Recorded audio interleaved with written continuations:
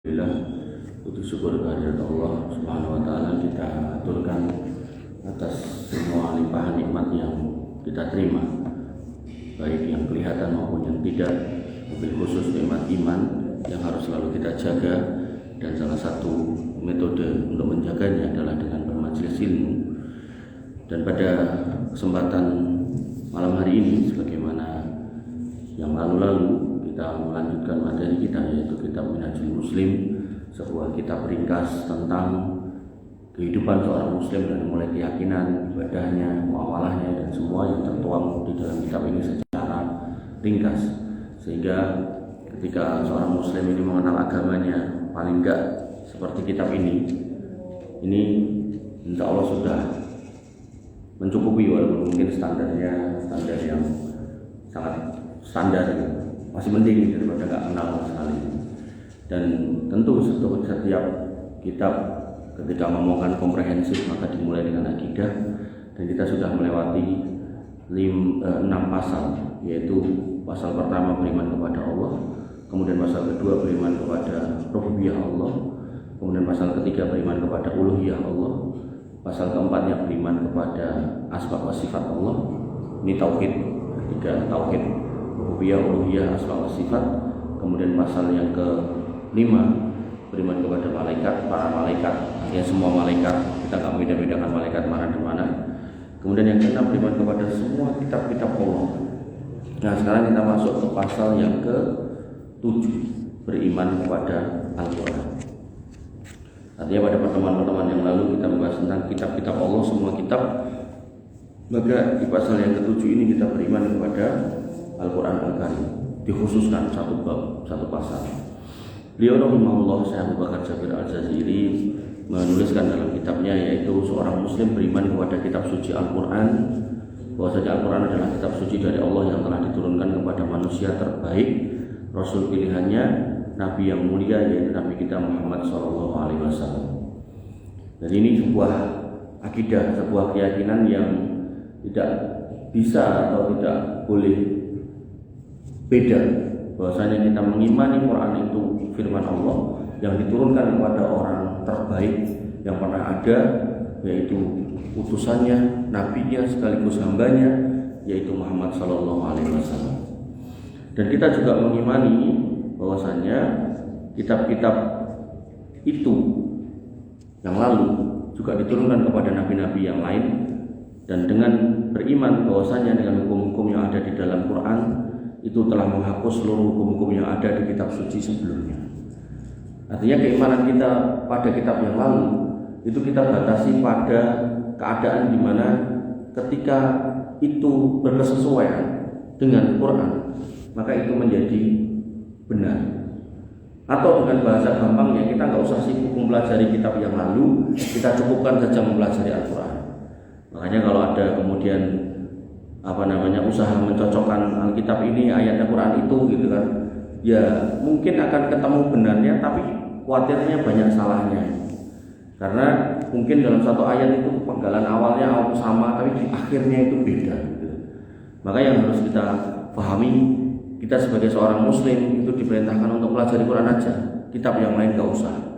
Makanya Abu Umar bin Khattab itu pernah membawa kitab Taurat, dan kemudian Nabi SAW menegurnya, kenapa kamu bawa itu?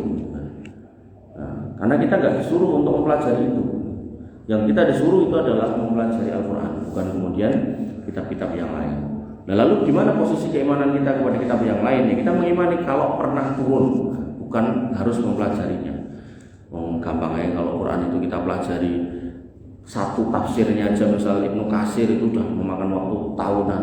Terus nanti masih ada tafsir Qurtubi, masih ada tafsir Tobari, masih ada tafsir yang lain-lain, itu tambah.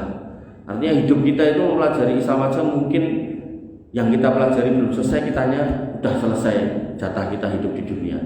Masa kita mau mempelajari kitab ini, kitab itu kayaknya kok terlalu membuang-buang waktu. Allah Ta'ala alam. Sehingga beliau mengatakan di sini konteks beriman kepada Quran lebih khusus lagi, yaitu semua hukum yang kita temukan di dalam Quran itu menghapus hukum yang ada di kitab-kitab yang lalu. Jadi kalau kemudian misalnya di dalam Quran disebutkan sholat itu waktunya ada 5, maka di kitab yang lalu misalnya lebih dari 5 ya itu terhapus. Atau misal di kitab yang lalu ada diharamkan babi, terus dirubah menjadi babi hutan, bukan babi ternak gitu kan. Kalau di kita kemudian mutlak babi, ya udah semua babi haram. Maka hal seperti ini harus kemudian kita pahami. Jangan sampai kemudian kita mengembalikan dulu ini Alkitab kan ada, berarti pakai Alkitab aja, ya enggak. Nantinya kita sebagai orang beriman kembali kepada Quran. Kemudian disebutkan di sini bahwasanya sebagaimana pula Allah telah menutup seluruh kerasulan dengan kerasulan Nabi Muhammad SAW. Artinya ketika wahyu yang pernah lalu itu ada, kita imani keberadaannya, memang iya kita imani. Begitu Al-Quran datang, maka Al-Quran ini sebagai penutup untuk semua wahyu. Dulu nabi-nabi itu juga ada, maka begitu Nabi Muhammad SAW datang, maka Nabi Muhammad ini adalah nabi terakhir, pungkasannya nabi yang paling ujung, Khatamul Anbiya wal Mursalin, penutup para nabi dan para rasul. Jadi nggak ada lagi setelahnya. Nah sehingga ketika ada istilah Old Testament perjanjian lama, kemudian orang-orang Nasrani membuat istilah New Testament perjanjian baru, maka Quran bisa disebut sebagai The Last Testament perjanjian terakhir. Ketika sudah disebut perjanjian terakhir, maka sudah mentok. Jadi ibarat mama kita sekolah dari mulai TK, SD, SMP, SMA, terus mentok profesor gitu kan, ya sudah gitu. Meh boleh apa meneh gitu. Maka di dunia perprofesoran itu kadang ada istilah aku serang kejar pangkat tok Mas, mentok gitu kan. Paling maintenance bahasanya. Maintenance itu menjaga agar pangkatnya nggak diturunkan atau mungkin pangkatnya nggak dikurangi atau dipindah, digeser dan seterusnya. Jadi cuman maintenance, memantau, menjaga, merawat posisinya agar kemudian tetap terliku. Maka ketika kita sudah menjadi umat yang terakhir, maka kita nggak perlu kemudian kembali ke masa yang lalu untuk kemudian mempelajarinya. Sebagaimana orang yang sudah profesor tadi, yang nggak perlu kemudian dia sibuk untuk pengen daftar SMA lagi, kan nggak perlu. Apalagi pengen kembali ke SMP, ke SD gitu kan, ya nggak perlu udah profesor gitu kan. Maka yang harus kita pahami adalah ketika Quran ini sudah ada, maka kitab-kitab yang lalu sudah tergantikan, sudah tertutup dan ditutup dengan Al-Quran sebagai penutup daripada wahyu Allah Subhanahu wa taala. Dan seorang muslim juga beriman bahwa Al-Quran adalah kitab suci yang mencakup seluruh ajaran ilahi. Dari Quran itu komprehensif. Hanya saja kadang akal manusia itu nggak nyampe. Maka ketika akal nggak nyampe, jangan katakan Qurannya yang salah, tapi akal kita yang belum nyampe, sehingga di situ kita berhenti dulu. Berhenti dulu untuk apa? Untuk kemudian berpendapat bahwasanya Quran itu nggak lengkap. Kita imani dulu Quran itu pasti lengkap. Nah, lalu kita kemudian mencari bagaimana Quran itu dibenarkan dengan bukti-bukti yang ada atau penjelasan-penjelasan yang ada dari para ulama. Jangan kemudian menjadikan akal kita sebagai standar untuk menilai Quran. Karena dari dulu sejak zaman Nabi SAW, ketika Nabi SAW melakukan Isra Mi'raj dan itu juga tertuang di dalam Quran, maka orang-orang kafir, orang-orang musyrik dan sebagian kaum muslimin yang baru masuk Islam itu ragu, nggak percaya.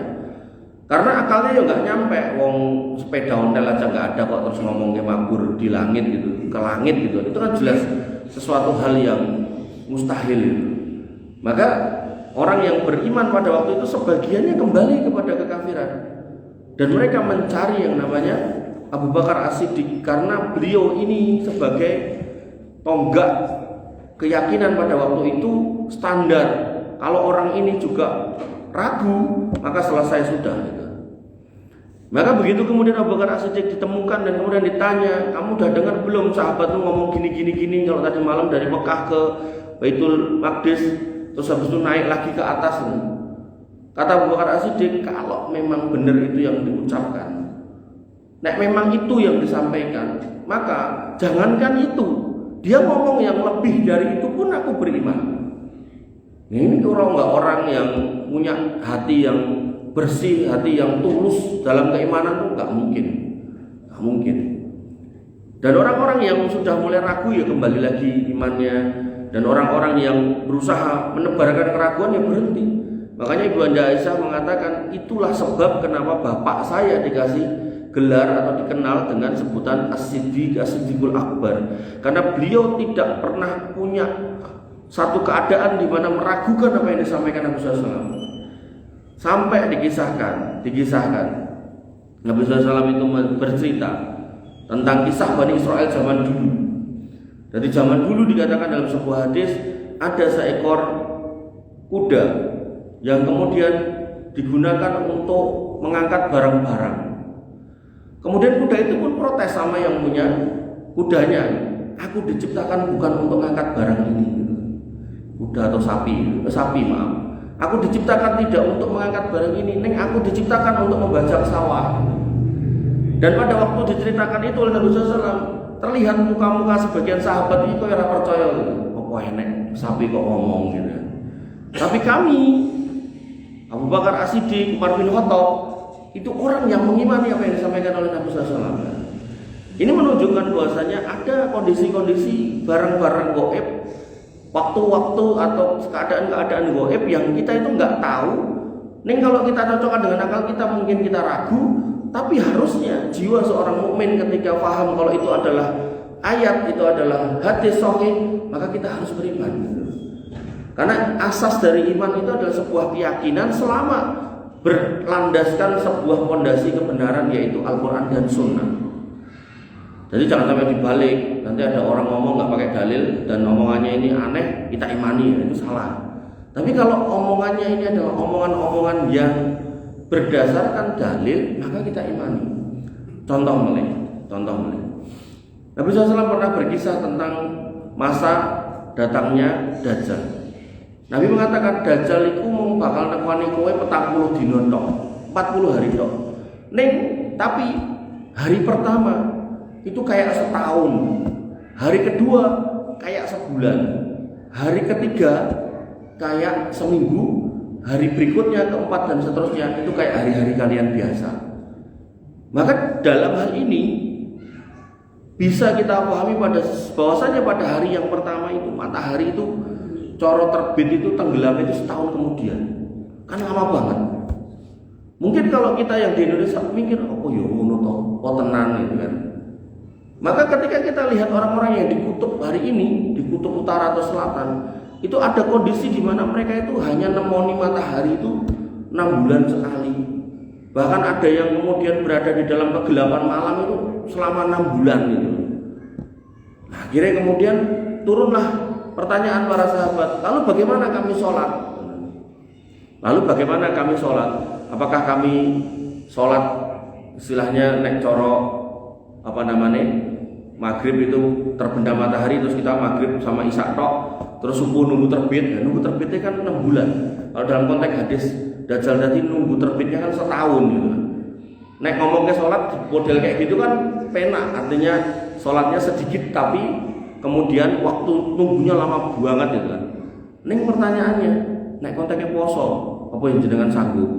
Artinya misal sekarang ini buka, cek peteng dong, terus sahur cek peteng, terus bukanya mungkin matahari terbit 6 bulan kasih, nggak mungkin kuat gitu kan. Makanya Nabi mengatakan dalam hal itu perkirakanlah sebagaimana perkiraan kalian dalam kehidupan sehari-hari. Nah itu dijelaskan oleh Syekh Salim bin Id Al-Hilali, bahasa gampangnya matahari memang akan terbit lambat banget seolah-olah itu setahun gitu kan. Nah kalau setahun itu 360 hari, satu hari itu 24 jam, maka pergantian satu hari itu pada waktu itu seolah-olah cuma 15 detik. Ini 15 detik itu suwe banget gitu.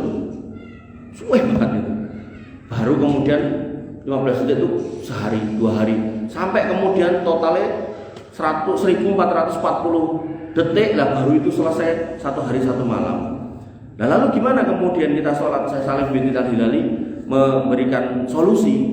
Nek mataharinya memang sama Allah dibikin lambat, maka jam tanganmu atau jam dindingmu itu kan gak ikut melambat gitu. Jadi kalau jam itu kan jalan terus gak terpengaruh dengan matahari. Nah maka lihatlah jammu itu gitu. Sehingga yang terjadi adalah ketika misal sekarang ini tadi kita sholat maghrib, kemudian nanti kita sholat isya, misal maghrib itu jam 6 misal isya mungkin jam 7, kok waktunya cek podo petengnya gitu, ya berarti misal isya. Kok kemudian nanti jam 3 subuh atau jam 4 subuh kok ya peteng ya subuh. Kemudian nanti jam 12 itu sholat duhur misal, ning ya peteng ya berarti duhur gitu. Jam 3 sore nih asar, ning peteng ya asar gitu. Sehingga dalam setahun itu bukan kemudian sholatnya cuma ping 5, tapi ya tetap 5 dikalikan 360 gitu. Yaitu sekitar 20.000 kali sholat gitu. Nah, kenapa kok manusia pada waktu itu dikasih fitnah hari ini pendek secara hari, ning waktunya panjang gitu setahun, agar kemudian orang-orang yang mau ngaji kayak panjenengan ini ngerti fikihnya seperti apa, sehingga mereka bisa menjaga diri dari dajjal. Karena nopo jek tetap sholat, jek tetap ajek sholat senajan matahari ini niku cuma 1 kali terbit dan tenggelam selama 1 tahun. Tapi nek orang yang nggak pernah ngaji, dia akan nyandai lho iki cek padang. Nek padang ya ora mungkin subuh karo isya karo maghrib wong padang gitu kan. Berarti subuh, maghrib, isya ngenteni kok peteng gitu. Akhirnya dia enggak sholat. Yang terjadi orang-orang yang enggak sholat mudah dibelokkan oleh subhat, oleh fitnah. Maka dajjal datanglah kepada orang-orang seperti itu. Makanya ketika dia datang kepada suatu kaum yang pertaniannya baik, dia tawarkan keimanan, sembahasa saya. Kaum itu enggak mau, ditinggal sama dajjal, kampung itu menjadi rusak, pertaniannya jelek, kering, binatang-binatangnya mati.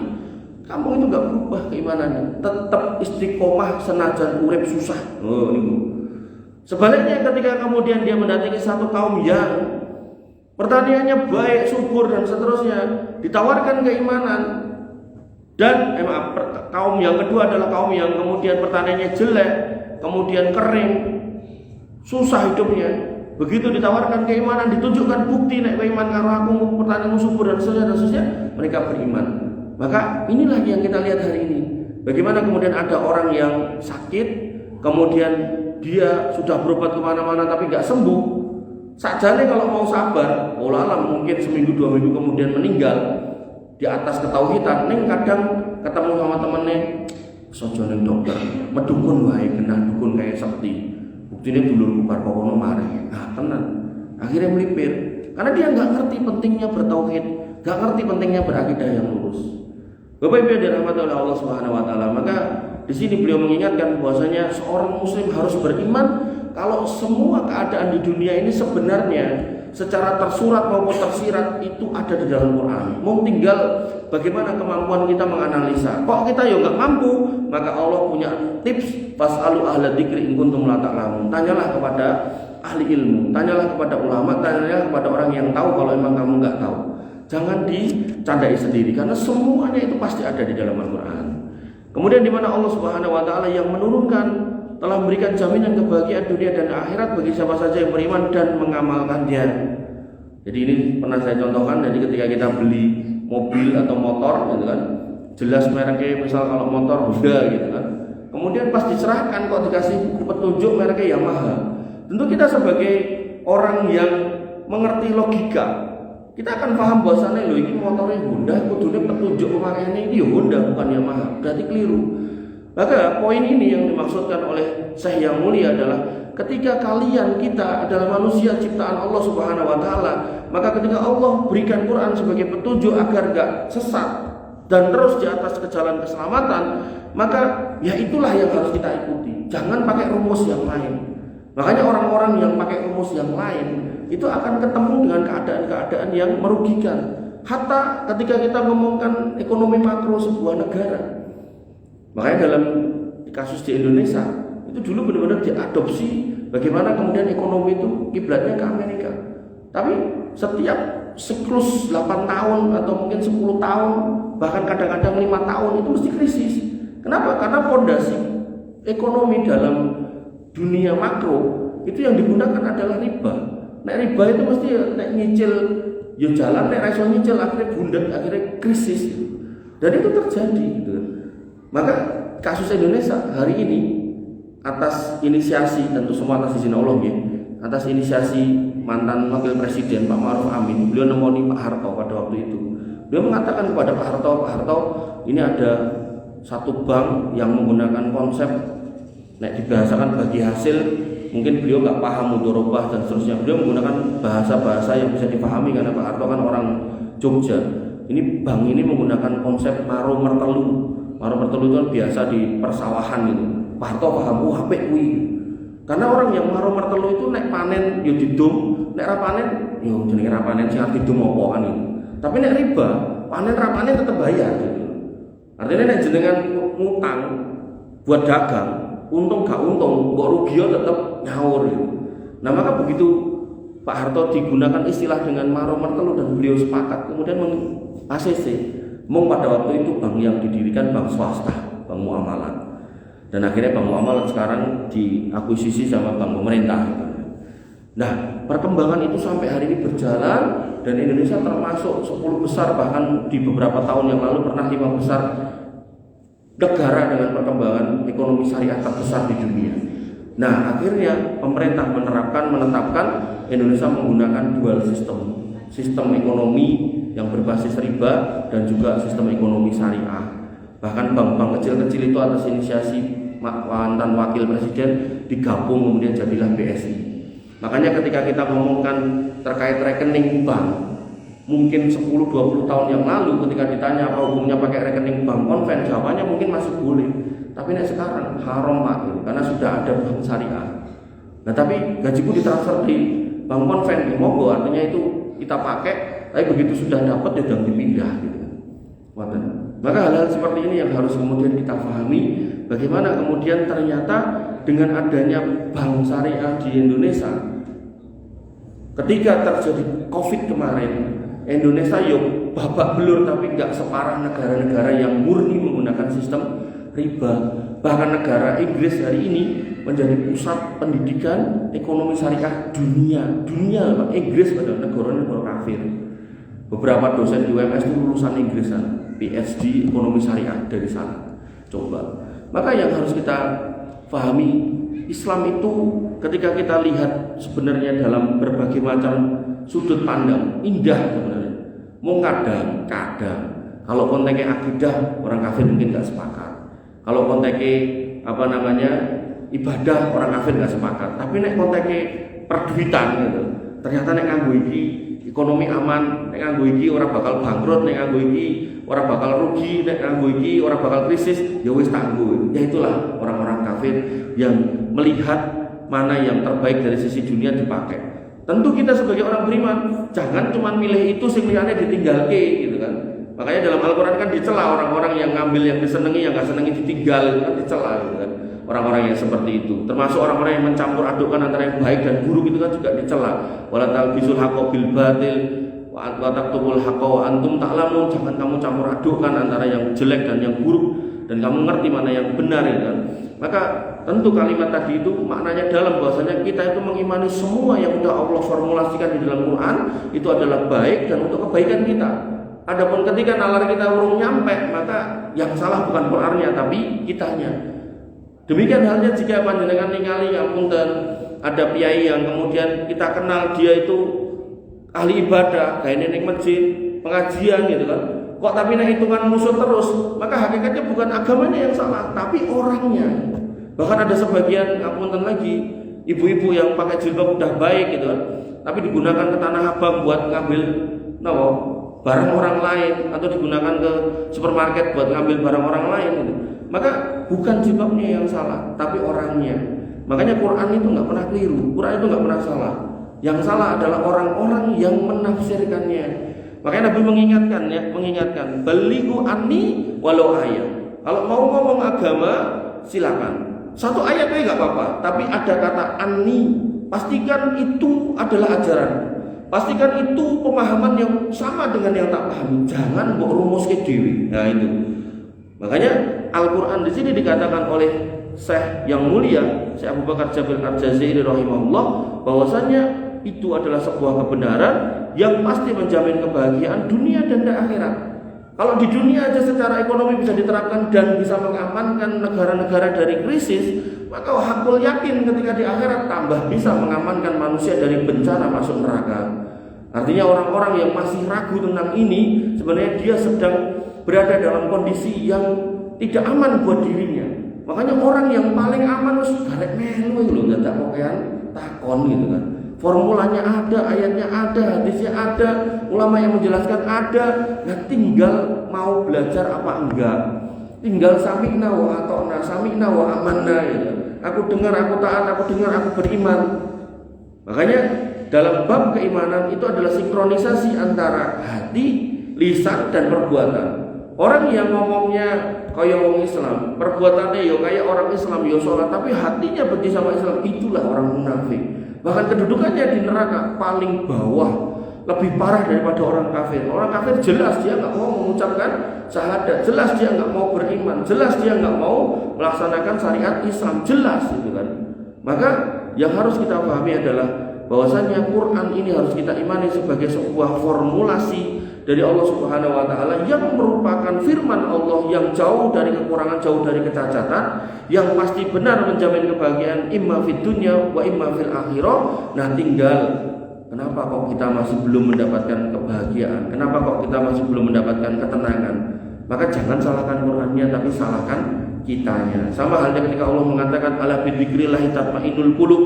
Bukankah dengan berzikir hatimu tenang? Kok enek wong zikir kok ora tenang-tenang gitu kan?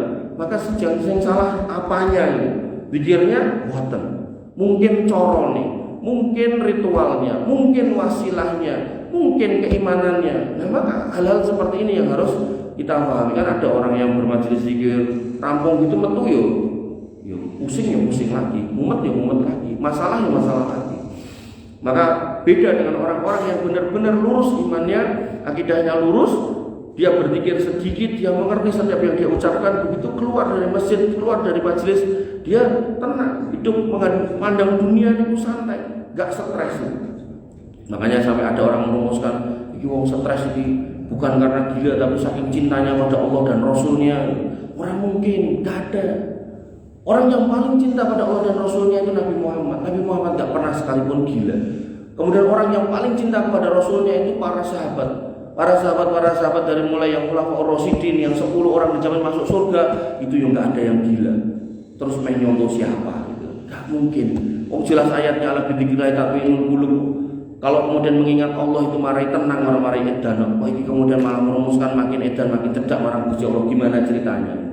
Bapak Ibu yang dirahmati oleh Allah Subhanahu wa taala, maka di sini disebutkan lagi bahwasanya selain Al-Qur'an menjadi penjamin kebahagiaan, maka kita juga harus hati-hati bahwa Al-Qur'an juga memberikan ancaman kepada siapa saja yang berpaling darinya dan tidak mengamalkannya dengan ancaman sebuah kesengsaraan imma fid dunya wal fil akhirah. Itu orang-orang yang benar-benar anti sama Quran, gak mau buka Quran, gak mau melajari Quran, gak mau kenal dengan Quran, gak mau buka Quran, gak mau bermajelis mengerti isinya Quran. Bahkan ngapunten, dia bisa itu ngomong bahwasanya aku omah duwe, mobil duwe, ora nate pirang.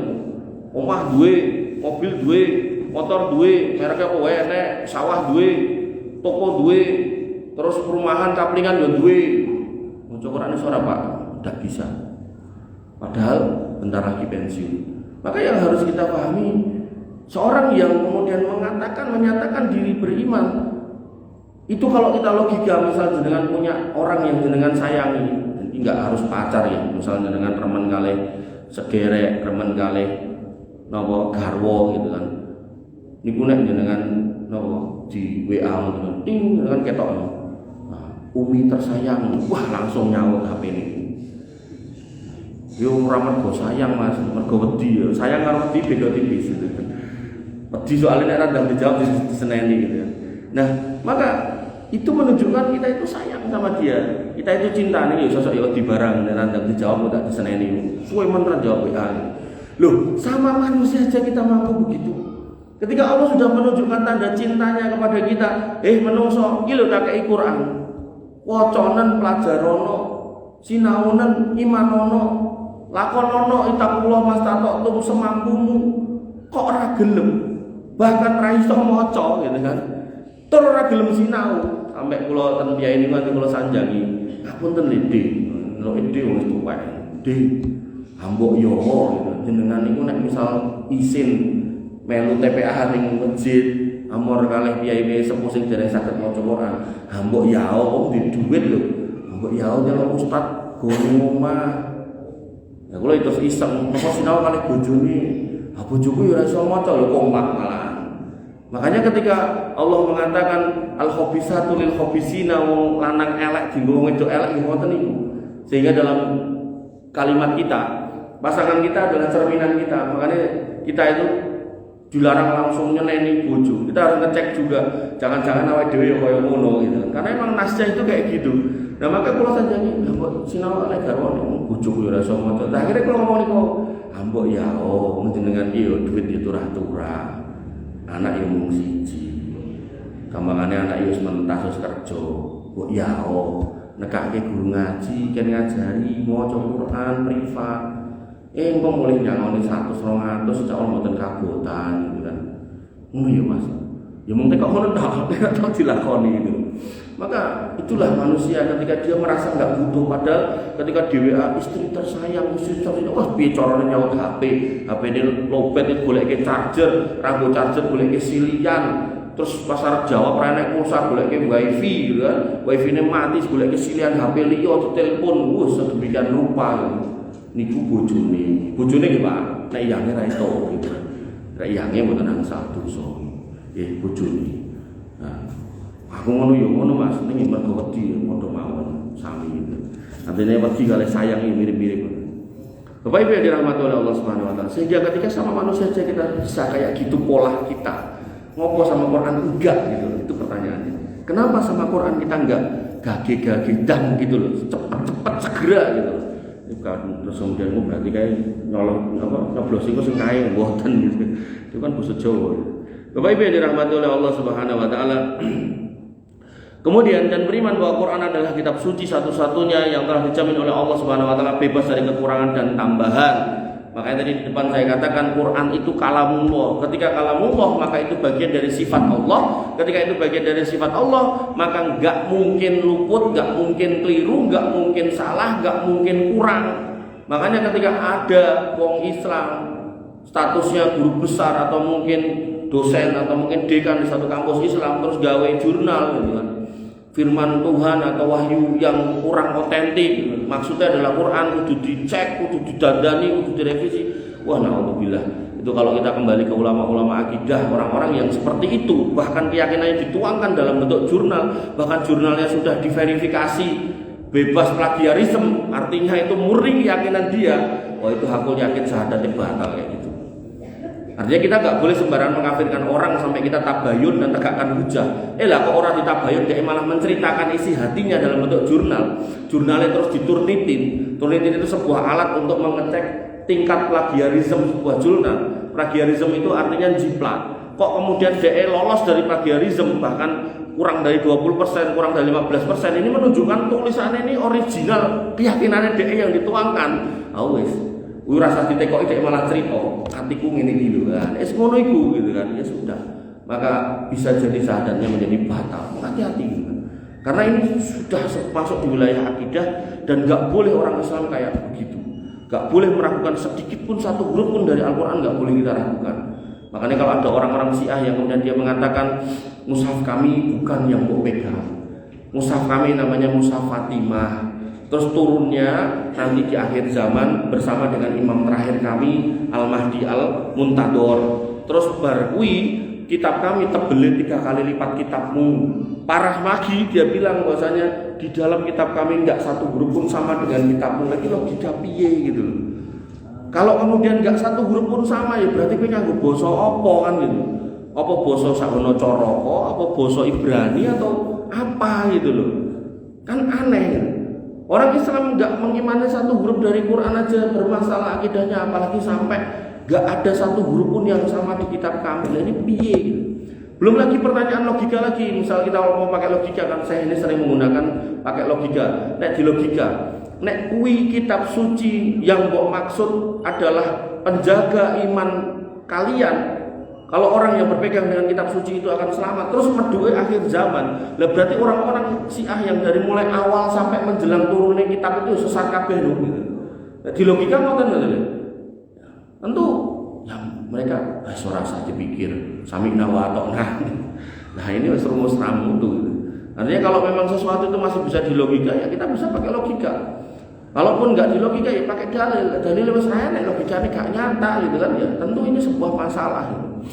Bapak Ibu yang dirahmati oleh Allah Subhanahu wa taala, jadi dijamin bebas dari kekurangan, dari tambahan gitu, dan selamat dari perubahan, dan telah dijamin keabadiannya kelak hingga akhir zaman nanti, diangkat pada akhir kehidupan ini. Jadi Quran itu gak kayak kitab-kitab orang-orang ahli kitab yang dirubah sidik mau sidik, enggak. Al-Quran itu kemudian akan diangkat, hilang blas, sehingga orang-orang kemudian kehilangan petunjuk gitu. Kemudian kehidupan ini, kemudian iman yang demikian didasari pada dalil. Jadi poin yang saya sebutkan tadi, saya bacakan di sini, didasari pada dalil. Insya Allah dalil-dalilnya kita akan detailkan pada pertemuan-pertemuan yang akan datang. Semoga Allah mudahkan kita untuk ketemu lagi. Akhirul kalam, subhanakallahumma bihamdika, asyhadu an la ilaha illa anta, astaghfiruka wa atubu ilaik. Assalamualaikum.